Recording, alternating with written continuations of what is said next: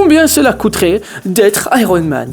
Est-ce que tu t'es déjà posé cette question, toi, hein? Moi, jamais, la vérité. Mais j'étais tombé sur une vidéo qui, justement, traitait à ce sujet-là. J'ai maté la vidéo et je me suis dit, mais putain, mais c'est grave intéressant, en fait. Combien ça coûte d'être Iron Man? Ouais, c'est vrai, c'est pas une question existentielle, mais si, genre, si quelqu'un me donnait la réponse, je dirais pas non. Tu vois, ouais, j'avoue, je suis assez curieux maintenant que tu me le dis. Combien ça coûte d'être Iron Man, frère? Bah, je vais te donner la réponse. Mais attention, il faut bien noter que bon, cette vidéo n'est pas un plagiat, mais elle est entièrement inspirée et copiée, tu vois. C'est pas du plagiat, mais c'est copié. Je t'explique. En fait, j'ai littéralement fait la traduction des informations qu'il y avait dans la vidéo qui est en anglais. C'est-à-dire que j'ai écrit entièrement par texte. Tu vas pas écrire à l'oral en même temps. J'ai écrit sur Wordpad un peu ce qu'il disait, le mec, enfin le narrateur, etc. Et je vais vous lire ça. Et par contre, c'est moi qui vais vous faire un montage à mon goût. Et vous aurez aussi mes réactions. Tu vois, donc c'est un petit peu une vidéo réaction, mais avec un peu de cassage de couilles parce qu'il y a eu la traduction quand même. Parce que c'est pas une vidéo que j'ai vue ici dans le YouTube francophone, tu vois. C'est uniquement un truc que j'ai vu en anglais, tu vois. Donc je me suis dit, bon, ça serait intéressant de vous le proposer en français. Le lien de la vidéo d'origine est dans la description. Si vous voulez la regarder et faire la comparaison et me dire laquelle vous préférez, voilà quoi. Je sais que tu préfères à la mienne, mais bon, ça reste entre nous, c'est pas très grave. Bon, on sait tous que Tony Stark est Iron Man, mais sans l'armure, ce n'est qu'un génie milliardaire, philanthrope et playboy. Un génie milliardaire, philanthrope et playboy. Tony Stark est assez riche pour être Iron Man, mais combien d'argent faut-il pour vivre en tant que tel? Même si Tony Stark et Iron Man sont fictifs, on va estimer selon les prix de la vraie vie combien cela coûte d'être Iron Man.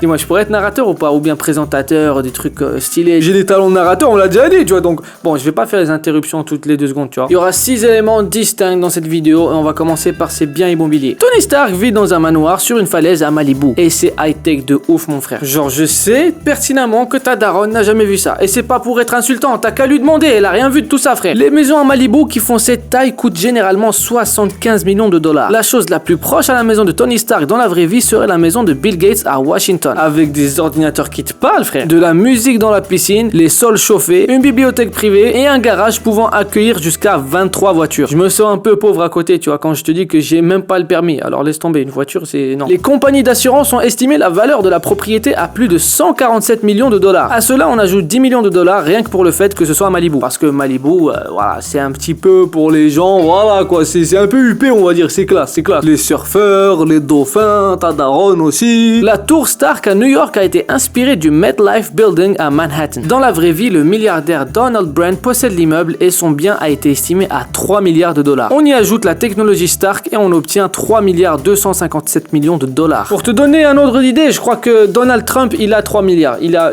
à peine 3 milliards de dollars. Donc Donald Trump pourrait à peine se payer ce truc-là et il lui resterait juste 200 petits millions ou 300 petits millions de dollars. On parle de petites sommes quand même, faut pas déconner quoi. Alors maintenant, passons à la partie look. Ouais, parce que Tony Stark, c'est un VG, mais pas pour rien. Sa petite coupe, son petite beubare stylée, tu vois, son petit regard charmeur. C'est un petit truc, tu vois ce que je veux dire, c'est pas un playboy pour rien. Les stylistes les mieux payés de Malibu facturent jusqu'à 1000 $ pour une coupe. 1000 $ pour une coupe, frère. Je paye 25 € ma coupe et je te jure, je trouve que c'est déjà un peu beaucoup trop cher. Donc disons qu'une fois par mois, il aille chez le coiffeur. Ça reviendrait à 12 000 $ l'année. Ça en fait de la coupe de cheveux, tu vois. Et encore, en plus, le pire dans tout ça, c'est que tu payes en plus pour quelque chose en moins. Tu comprends pas? On y rajoute quelques costards de haute couture, des Rolex et des lunettes de luxe et on aboutit sur 100 000 $. 100 000 putain de dollars pour le style de beau gosse. Ouais, franchement, c'est pas cher. C'est pas cher et en plus, je pense que ça lui va bien. Parce que tu peux dépenser 100 000 $ sur un mec qui ne le vaut pas et ça paraîtra comme si tu avais dépensé, je sais pas moi, sur un SDF peut-être. Je dis juste qu'il y a certains trucs qui ne vont pas avec certaines personnes. Tu vois ce que je veux dire ou pas? Lui, il a la tête pour ça. Tony Stark, il est un peu, tu vois, c'est le mec, on dirait, il est né pour vraiment porter des trucs super classe, toujours se la péter. Enfin, il crâne. Voilà, c'est quelqu'un qui crâne un peu aussi. C'est la vérité. Je pense que c'est pas pour rien qu'ils l'ont choisi, frère. Même en te regardant comme ça, on dirait il se la pète. Tu vois ce que je veux dire? Parlons maintenant de Jarvis, car oui, Jarvis, c'est super important quand même. Jarvis est un super ordinateur avec une intelligence artificielle que Stark a conçu pour contrôler ses armures et sa maison. L'un des ordinateurs les plus puissants et intelligents du monde est le K-Computer au Japon et il a coûté 1,4 milliard $ pour être conçu et développé. Jarvis emploie une quantité remarquable d'affichage en réalité virtuelle. La technologie populaire de l'Oculus Rift a été acquérie par Facebook pour 2 milliards $. La vidéo dont j'ai tiré toutes ces informations, elle date de 2015 et il y avait à l'époque que l'Oculus Rift qui était connu pour la technologie de la réalité virtuelle. Après, il y a eu l'HTC Vive, etc., etc. Bref, si on ajoute 1,4 milliard $ plus 2 milliards $ plus un petit 100 000 $ pour arrondir, parce que quand même, il a un petit accent vraiment sympa, Jarvis, et ça, c'est pas donné, bah on aboutit sur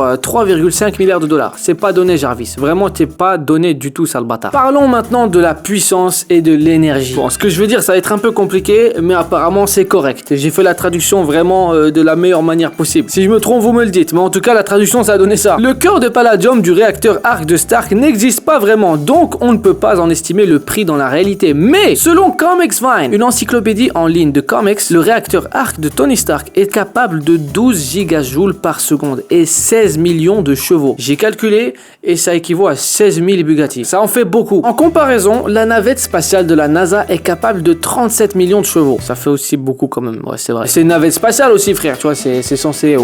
Zahmet, ça t'emmène dans l'espace, voir les extraterrestres, ta daronne, tout ça quoi. La navette en question coûte pas moins de 1,7 milliard de dollars. Bon, j'avoue, ça serait un peu exagéré de dire que le véhicule le plus proche de l'armure d'Iron Man en termes de consommation d'énergie serait la navette spéciale de la NASA, mais peu importe, on s'en bat les couilles, on va se tenir à ce prix-là. 1,7 milliard de dollars. Maintenant, la recherche et le développement. La recherche et le développement de l'armure d'Iron Man dans les films est assez insignifiante. Le mec a quand même conçu tout seul la première version de l'armure dans une cave et l'a construit avec des matériaux qu'il avait sous la main. En gros, de la putain de ferraille qu'il a trouvé à l'arrache. C'est vraiment impressionnant. Le mec avec 2-3 bricoles, il t'a fait franchement un truc qui décolle. Oh, pas mal. Par contre, dans la vraie vie, réunir une équipe de chercheurs aussi intelligente que Stark reviendrait assez cher. Les ingénieurs en matière d'armement militaire et d'aéronautique empochent environ 120 000 dollars l'année et une équipe complète reviendrait à 2 millions de dollars l'année. Maintenant, jetons un coup d'œil au prix des avions high-tech actuels. Un avion bombardier furtif comme le North...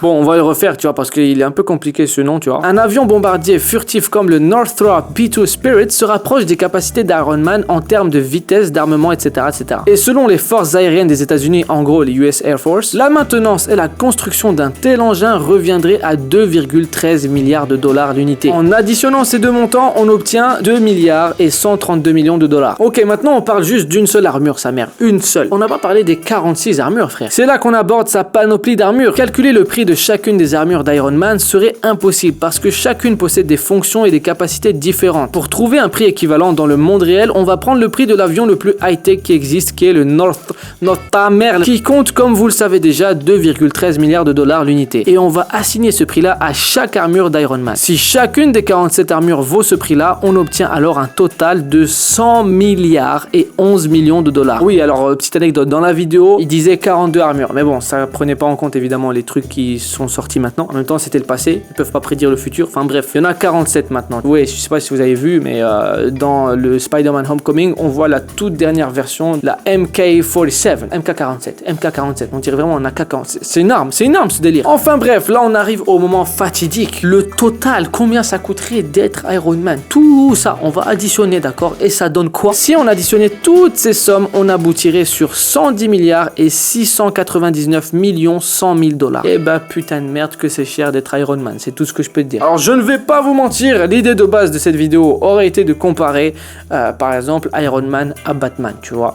Mais ça signifierait que j'aurais dû faire aussi un travail de traduction sur une autre vidéo où il présentait exactement chacun des biens de Batman, que ce soit son costard, ce Batmobile, nanana, bref, et comparer et voir pour qui ça serait le plus cher, quelle serait votre préférence et tout. Après je me suis dit non, ça serait trop long, et vu que Batman c'est un univers carrément différent, je préfère laisser ça pour une autre vidéo si vous avez kiffé vraiment celle-ci. J'ai toujours trouvé qu'Iron Man était fascinant, et justement l'idée aurait été de confronter les deux, parce que pour moi Iron Man et Batman sont deux personnes, enfin sont deux super-héros qui se ressemblent énormément pour moi, parce que t'as d'un côté Iron Man qui est pété de thunes, et Batman qui est aussi pété de thunes, tu vois.